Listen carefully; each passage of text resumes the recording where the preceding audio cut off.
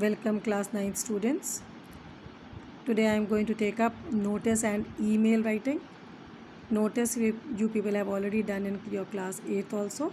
Actually it's just a short composition which is written in a formal style in order to convey the information to the people who could be interested in it. So in a school, a notice is meant to inform the students and the staff about an event or an activity which is likely to take place in near future. It could be about a cultural event, can be a concert, a play, a dance performance. It can be a competition, an exhibition, an excursion, a meeting, a show, a lecture, a sport events, even lost and found articles. So such notices are put up on the school notice board by the school authorities. Some notices can be put up by the students as well, like the lost and found articles, lost and found notice, sorry. Another common type of notice is one which is put up by the office bearers of the Resident Welfare Association, RWA, of a colony, informing the residents about a meeting or any other program like a cultural program, a talk show, can be a camp for the children, can be yoga or can be the Arabic classes, cleanliness drive, celebration of various festivals, etc. Now, the essential features of a notice. People already done. This is a repetition for you children, isn't it? So, essential features of a notice. The contents consist of, first and foremost, it should have a catchy heading. Catchy heading which should attract the attention of the passers-by.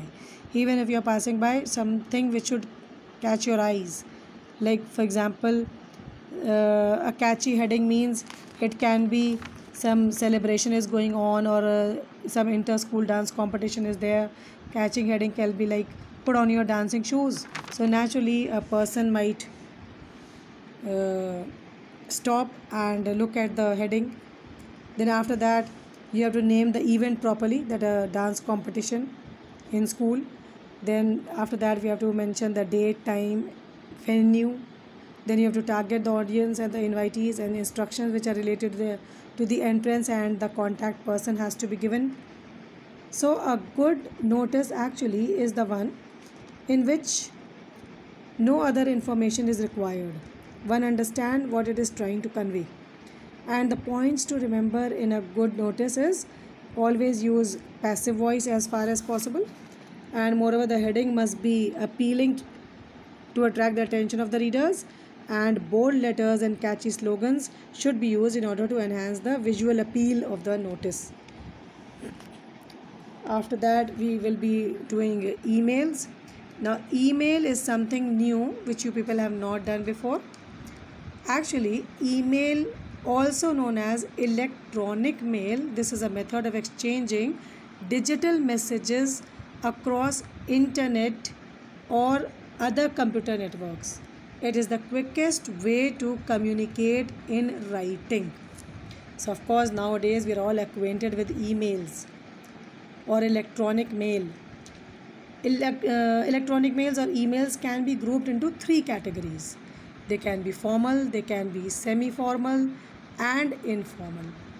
Now see, formal emails are sent to people whom the writer does not know.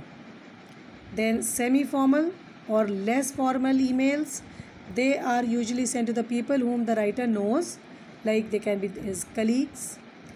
And the third one, informal emails are sent to friends, relatives, close acquaintances. So see, there is a similarity between your letter, formal, informal letters, formal letters, semi-formal letters and informal letters. But the only difference is in the beginning, email messages consist of two major sections. First is the header, which consists of the sender, receiver, subject, date and time. And then we have the body, which contains the message. It can be formal, informal, depending on the purpose. The body contains the message mainly, and the body of an email follows the same rules just like that of a letter, as I have told you just now. In both the cases, can be formal, can be informal. So see some guidelines how to start and end your emails with different levels of formality. See, for your formal emails, similar to letters of course, See the salutation. When we begin, formal when we do not know whom we are writing to, sir or madam when we do not know it's a male or a female, or we can write down a slash in between like here, sir, dear sir slash madam. And in such with such salutation, the subscription the leave taking uses yours faithfully. But in formal emails, just like your letters, we can use the name also. Dear Mr. John, dear Miss Dr. John, or we can say dear Miss Rao. And in such with such salutations, the leave taking we take is yours sincerely. Another thing, children, just like in your letters, yours should not have an apostrophe before the S. So now see, the contraction means the short forms are not used in your formal emails. You can see the example. Formal, I am writing to ask you some information. In informal, we can use the contraction like I am. I apostrophe am. I am writing to ask you for some information. Now semi-formal emails, with people we write down whom we do not know very well. Sometimes it is difficult, of course, to know if the email needs to be formal or it should be semi-formal. So it's a good idea to copy down the email style of the person who is writing to you. See, for example, we can see here salutation when we greet the person, dear John, and while leave taking we say thanks, best regards, and yours. Now coming to the informal emails, children. Informal emails are sent to friends and to relatives, just like our informal letters which we write to our friends or to our acquaintances. In salutation, of course, we are informal with such people. We say like hello Reena, hi Ravi, and while leave taking we can say best wishes or all the best. So see, formal and informal vocabulary for emails, we use different vocabulary for both. See children, I can give you example. Now before giving the formats, ICSE, our board has prescribed two formats. There are two formats we can write down for notice as well as for email, which I will give the examples, of course, which are given below. Format 1 and format 2. Now one is a traditional format and one is your box type format.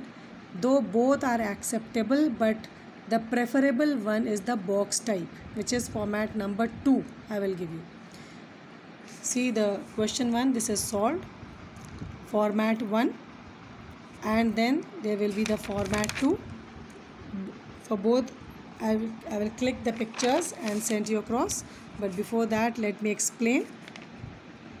See the format 1. Before that, let me tell you, notice and emails are interrelated. Whatever is being asked for your notice, in relation to that only you will be asked to write down the email.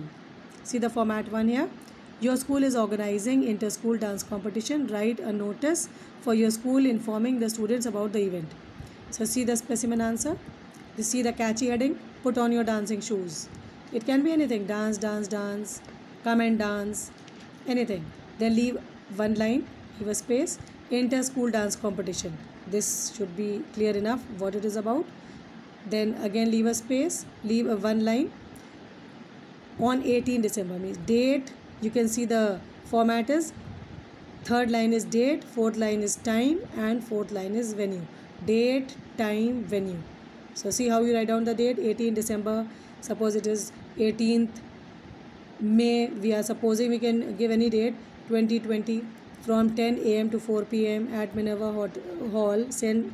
Anthony's School. See how you give the venue. Venue has to be subdivided into two parts. The first is the place where actually it is and where this place belongs to, like the Minerva Hall at St. Thomas's. Suppose we say the school, the auditorium, St. Thomas's English Medium School, we can say. Then we write down the message, give the message across. All the students who wish to participate are to give their names to Mrs. So-and-so on or before. Again, you can have to suppose the date according to the event. Then write an email to the principal of a neighboring school informing her of the competition and requesting her to send a team to participate. See, it is her. So if naturally we have to write down madam. So see the specimen answer.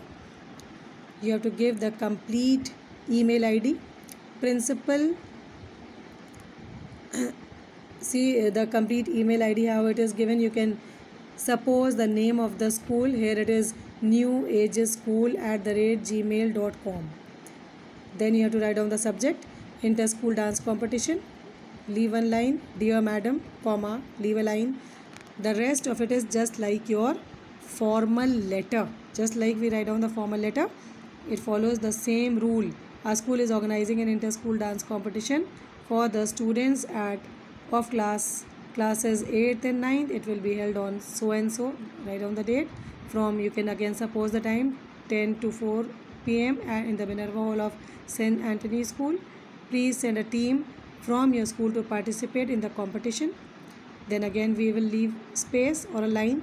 It will be a group dance competition with each team comprising not more than 8 students. They can follow any one of the following styles: folk, classical, contemporary, salsa and hip hop. Again leave space. We look forward to your school's participation in the competition. Leave space. I see the format is just like that of the formal letter. Thanking you, yours faithfully, Malini Agarwal, Secretary, Dance Club. First you have to give your name and then your designation. So this, for the notice, the format is that of the traditional type. And next one which I'll send you across will be the format when everything we are going to write down on the left hand side.